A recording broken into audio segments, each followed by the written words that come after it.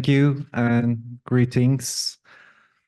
I'm going to talk about CAT models, but I'm going to delve into different ways of utilizing CAT models when compared to the traditional stochastic modeling that we utilize for reinsurance purposes and also for the solvency purposes. Okay, this is a great depiction. With reference to Jarzabkowski et al., a recent publishing called Disaster Insurance Reimagined. The writers in this book argue that there is a fundamental paradox of knowledge against disasters, against catastrophes. And this paradox is knowing too little when compared to knowing too much.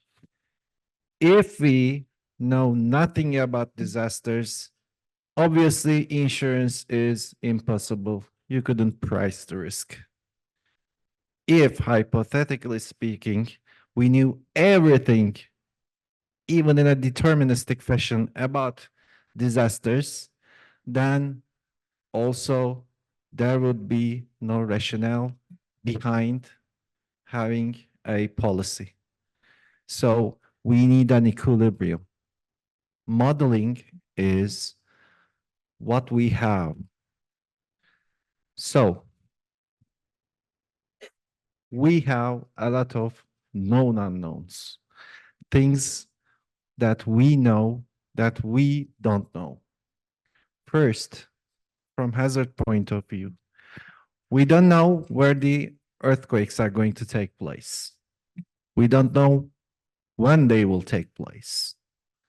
We don't know how big they're going to be. By the way, I'm not going to speak in a technical fashion. I want to keep you interested and I'll keep it short and quick. It's a promise. So we don't know the magnitudes or ground motion intensities. We don't know the soil conditions in a deterministic way, detailed way. We don't know how many aftershocks are going to be and what they will bring. And also, we don't know about the secondary perils, the tsunamis, the fires following, etc. By knowing, I mean we don't know in a deterministic fashion. Let's go to the risk. We don't know how many collapses we're going to be facing. We don't know the exact damage ratios that our portfolios will have to endure.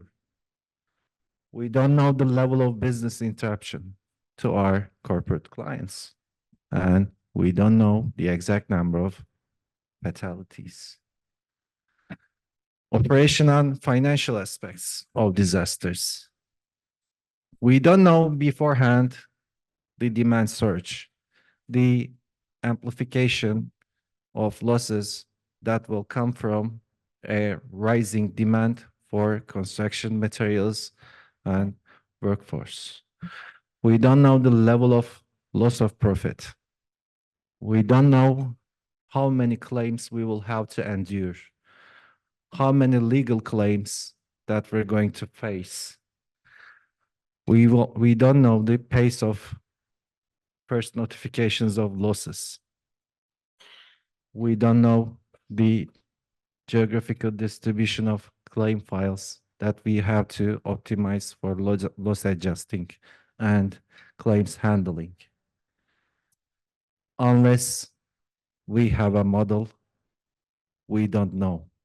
But if we have a good model, a localized model, a well-studied model, then we can have a pretty good estimation. Okay, a small recap. Earthquake models have three main pillars, three components. First is the hazard model. What's going on beneath the surface of the earth? We have the seismic sources. They can be area sources or they can be fault sources. These create the earthquakes. Earthquakes create strong ground motions distributed in vast areas, vast geographies. And on those areas, we have our portfolios, the risk. Then we get to the risk model. And in our risk models, we have vulnerabilities that are peculiar to each and every country, each and every geography. The building stock in Chile is fundamentally different from the building stock in Istanbul. The traditional construction practices in, say, Romania is obviously, especially in residencies, when compared to, say, Japan. So we have the vulnerability models. And lastly, we are insurers and reinsurers. After all, we have the financial models. We have our policies and treaties and mechanics of those treaties. 0.1% change in overall deductibles drastically change the losses. So let's think beyond. When we're talking CAT modeling, what we know is average annual losses. When we're talking CAT modeling, we have return periods, 1 in 250, 1 in 50, 1 in 500, 1 in 1,000. We have exceedance probabilities, annual exceedance probabilities, occurrence exceedance probabilities, solvency models, stress tests. Let's think beyond these. Today, I have 4 propositions for you where we can utilize CAT models.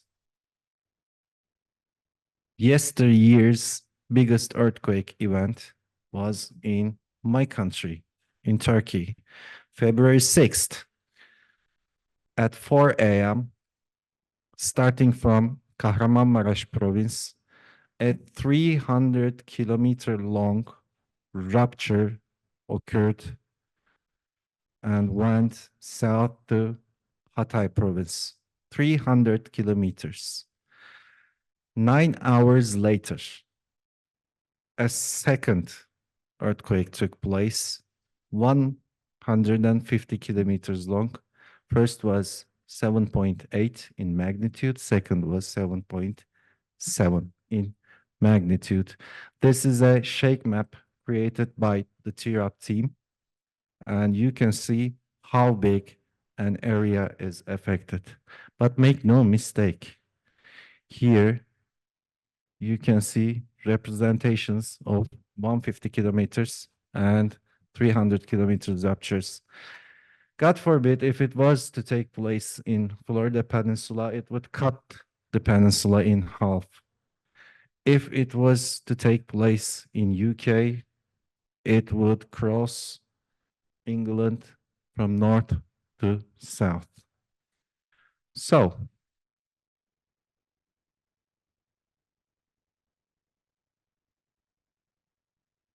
after this event, just like your paid, we have our TCIP.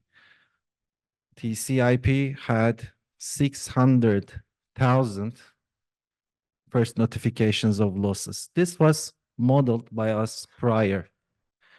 And the graph you see on the left-hand side, you can see that half of the first notifications of losses came in the first 3 weeks. And gradually, it grew and grew. We had multiple FNOL channels, and this was also modeled beforehand.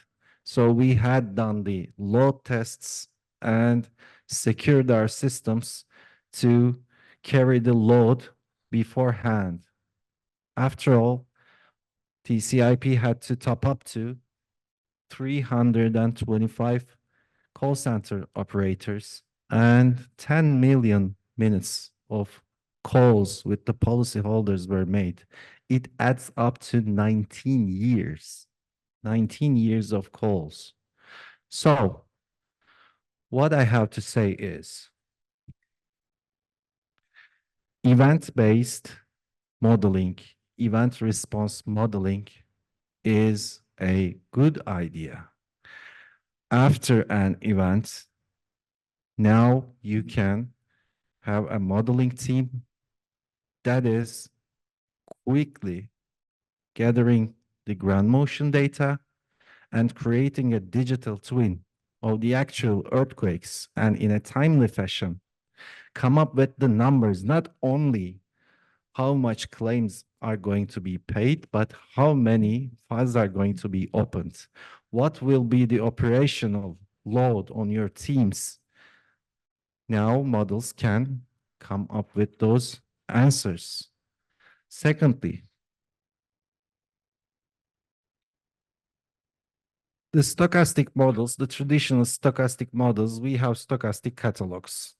Say 20,000, 30,000, or in our case, 108,000 catalog earthquakes for a given geography, for Romania, for Istanbul, for Turkey. What we see with this kind of an approach is the normalization of radical events that took place just like in Kahramanmaraş. 2 consecutive earthquakes in 9 hours. So we have a long overdue earthquake that is expected in the western part of Marmara region, the North Anatolian fault zone. So scenario-based modeling, we have created 8 scenarios that are mutually exclusive and collectively exhaustive, which will cover any event that is more than 7.2 and less than 7.6 in magnitude. This is the expected range. So any event that is going to happen in Marmara region, it's going to fall under one of our 8 scenarios. We use this for stress testing. We use this for how much claims are going to be paid out. We use this for how many claim files we're going to have to face. We use this for how many first notifications of losses. We use this for how much workload we will have to endure after such an event. Why not do this for Romania as well? You have your own peculiar seismicity in Romania, and this must be studied and not with generalized models. And thirdly, parametric modeling from both the reinsurance side in terms of cat bonds or parametric reinsurance treaties, or in primary insurance parametric products. We're going to be discussing them in the near future, probably, because there is the fluctuations in capital markets. There is the cyclical nature of reinsurance markets, and there is the ever-growing operational demand that's coming from our portfolios. So simplified products are going to be in our agendas. So what we have done for the Marmara region is we have studied the time dependency of 3 main lines in the northern Anatolian fault zone Marmara segments. Okay, so these main lines, we have simulated earthquakes and come up with the optimal box solutions for Catena box projects. And also the intensity metrics, the level of intensity metrics, and also the fair pricing of a parametric solution in Marmara. And lastly, we don't talk about fatalities enough. But if you are earthquake insurance in lifelines, if you are earthquake covers in your personal accident policies, in health policies, just like we have in Turkey, then there's going to be fatalities and there's going to be injuries. And these can add up. These can be linked to mortgages. These can be linked to other arrangements.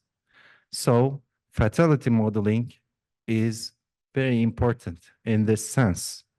So what we have is the scenarios that I just mentioned, or Marmara region, say, where 45% of our GDP resides, which you have an accumulation here in Bucharest as well.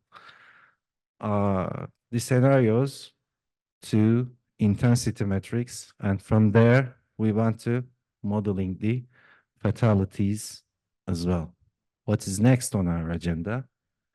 Next on our agenda is the paradigm shift that eventually we will face in earthquake modeling. Machine learning is promising. So supervised learning for developing predictive models based on both input and output data that we have gathered from actual events that took place with the help of the advanced information systems and databases that we have when compared to 20, 30 years ago.